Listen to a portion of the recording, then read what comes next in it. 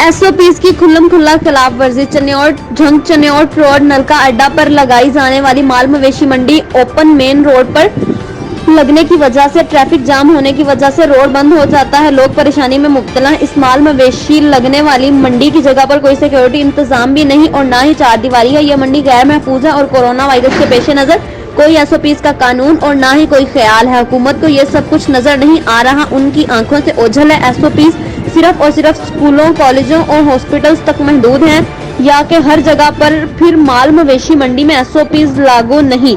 यहाँ छूट है। ये हुकूमत को एसओपीज की खुल्लम खुल्ला खिलाफवर्जी नजर नहीं आ रही। यहाँ लोगों का इंतहा का रश है। लोगों ने वज़ीर आला पंजाब और डिप्टी कमिश्नर चन्योट से नोटिस लेने का मुतालबा किया। रिपोर्ट कर रहे हैं लियाकत अली।